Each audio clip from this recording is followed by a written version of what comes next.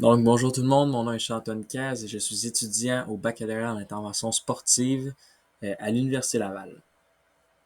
La présentation d'aujourd'hui va être sur la délicieuse incertitude au hockey. Donc, qu'est-ce que ce concept théorique? Le concept théorique de la délicieuse incertitude mise sur le développement d'un athlète. Lorsqu'on veut qu'un athlète se développe, on veut qu'il soit dans sa zone d'apprentissage où celui-ci pourra développer ses habiletés dans un exercice considéré comme le juste parfait. Qu'est-ce qu'on veut dire par le juste parfait? C'est que l'exercice n'est pas trop facile ni trop difficile.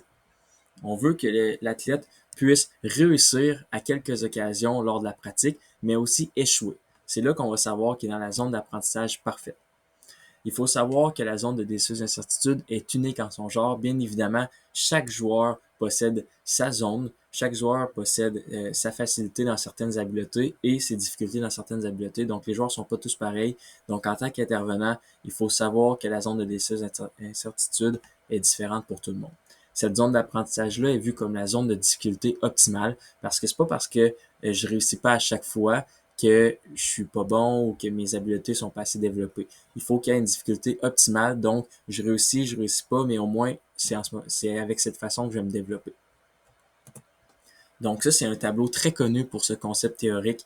Ce tableau veut justement dire la difficulté optimale, donc la barre jaune, on veut que l'athlète se retrouve dans cette zone lorsqu'il fait un exercice.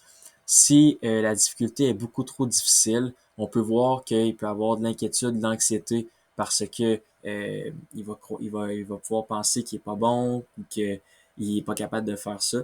À l'inverse, si l'exercice est trop facile, c'est là qu'on peut courir après le désintérêt ou l'ennui. Donc, il faut trouver le juste milieu en tant qu'intervenant pour trouver un exercice qui va mettre le joueur dans une position de difficulté optimale où est-ce qu'il peut réussir, mais pas de façon constante, et échouer, mais pas de façon constante. Donc, la délicieuse incertitude au hockey, comme j'ai dit tantôt, c'est un concept théorique qui est individuel, mais avec le sport du hockey, qui est un sport d'équipe, je peux faire un petit lien avec le collectif. Je peux donner l'exemple, si j'ai une jeune équipe de M7, donc des petits novices, et j'arrive à la pratique, puis je leur parle d'avantages numériques, d'habileté tactique ou de positionnement de zone, ça se peut que je les perde.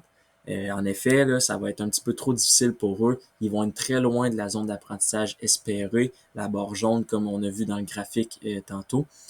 Donc, c'est pour ça que je peux faire un certain lien avec ce concept-là, avec le collectif. Et à l'inverse, il peut y avoir des exercices qui sont trop faciles. Si j'ai une équipe de la Ligue junior majeure du Québec et que j'arrive avec des exercicices de patin, mais que je mets toute mon énergie seulement sur la technique de base, la position de base, ben ça se peut qu'il y en a qui commencent à être désintéressés parce que ça fait longtemps qu'on connaît ça et que c'est la base pour des joueurs de ce niveau-là. Donc, pourquoi c'est important d'avoir des exercices qui ont du sens pour la délicieuse incertitude? Mais en fait, c'est que ça démontre une certaine pertinence et une certaine fiabilité en tant qu'intervenant à donner des exercices qui sont bons pour le développement. Parce que si on donne des exercices trop difficiles, trop faciles, on s'égare de l'enjeu principal, l'objectif principal en fait, qui est de développer nos jeunes, développer les athlètes. Donc, si on donne des exercices qui n'ont pas rapport à tout ça, puis qui sont loin de la zone d'apprentissage, ben, c'est sûr qu'on n'aura pas ce qu'on veut. C'est très important de s'adapter aussi. Comment qu'on peut faire ça? C'est en ayant plusieurs variantes prêtes avec nous. Donc, on est prêt à ce qu'un jeune, exemple au hockey, soit pas capable de réaliser l'exercice que je donne. Mais il faut aussi que je sois prêt à m'adapter avec un jeune qui réussit constamment.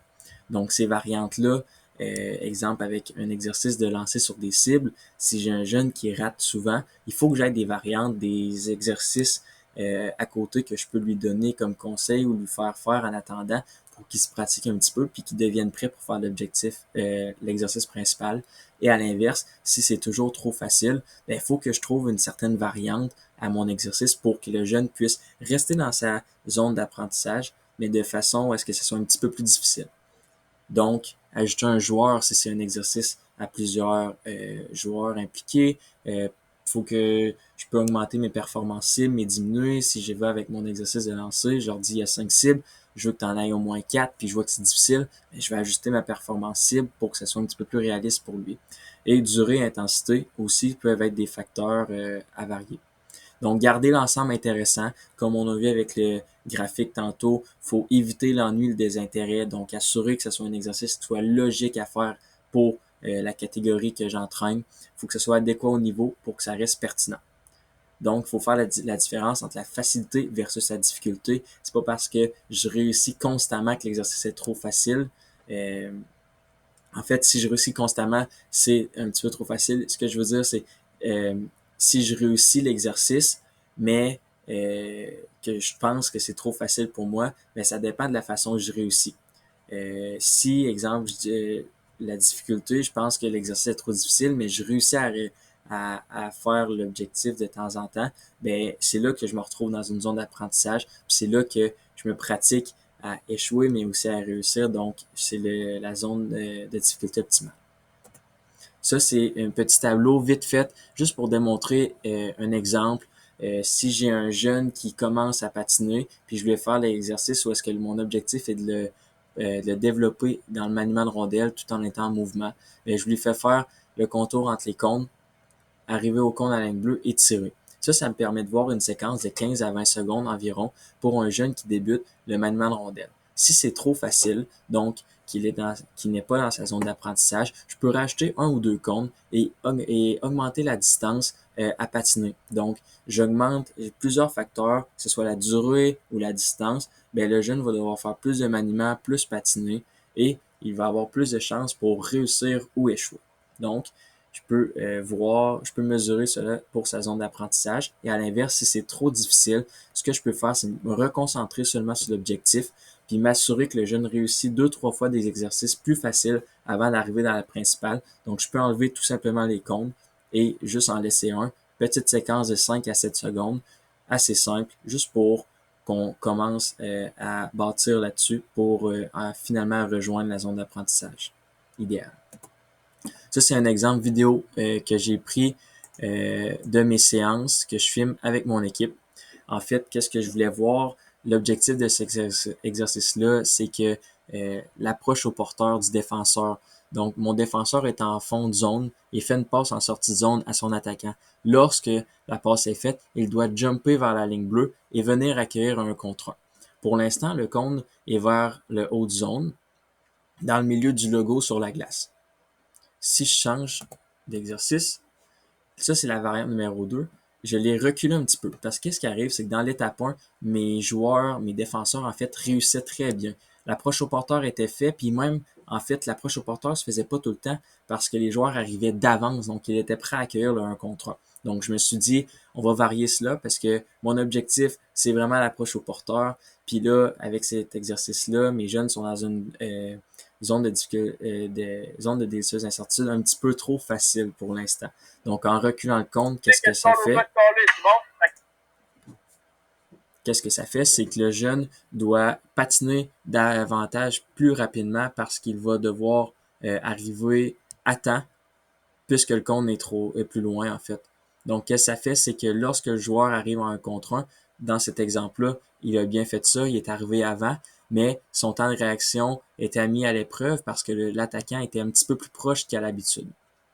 Donc, puisque ça allait bien encore, heureusement, donc c'est positif pour les parties, ça allait encore bien, je devais varier encore l'exercice pour m'assurer qu'ils restent dans leur zone d'apprentissage parce que la majorité réussissait plus qu'échouait. Donc, en changeant, j'ai enlevé le cône et j'ai rajouté un objectif par rapport à l'exercice pour rajouter des stimuli aux défenseurs. Donc, qu'est-ce que ça fait? C'est que j'ai enlevé le cône et j'ai mis 2 joueurs. Donc, c'est un 2v1 qui arrive.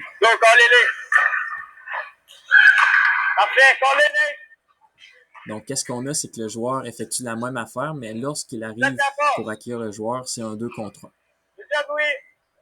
Donc, on essaie de racheter de la difficulté. Donc, comment mesurer tout ça? Mes techniques sont de me référer à mes points clés, mes objectifs, mes performances cibles, tout ce que j'ai fait dans ma situation d'apprentissage, que ce soit écrit ou lorsque je l'ai présenté. Je présente mon exercice, je donne des conseils aux jeunes, je veux faire en sorte que je leur donne assez d'informations pour qu'ils puissent s'enseigner eux-mêmes. C'est aussi ça la délicieuse incertitude, c'est faire en sorte que le jeune sache qu'est-ce qu'il doit faire pour bien réussir puis se développer. Performance cible. Donc, les perceptions de l'athlète aussi, je peux mesurer face à ça. Je peux demander à un jeune comment il voit l'exercice, comment son corps réagit, est-ce qu'il trouve ça facile, difficile. Puis avec ces ressentis-là, ben, je peux mesurer le tout, puis ajuster, puis faire d'autres variantes. Donc, au final, il faut que je retienne l'analyse. En conclusion, le concept théorique de la délicieuse incertitude est un concept fort intéressant à mon humble avis dans tous les sports. Si je me penche plus sur mon sport, le hockey, je trouve ça très intéressant parce qu'il y a le petit aspect collectif que je peux amener aussi avec des exercices où est-ce que je peux tester les compétences de mes athlètes, mais bien évidemment dans le côté individuel aussi, où est-ce que lorsque je fais des exercices, j'essaie de penser, est-ce que c'est trop facile, trop difficile, puis je fais le lien directement avec des variantes possibles pour assurer que l'athlète soit dans la parfaite zone d'apprentissage pour leur développement. Merci beaucoup.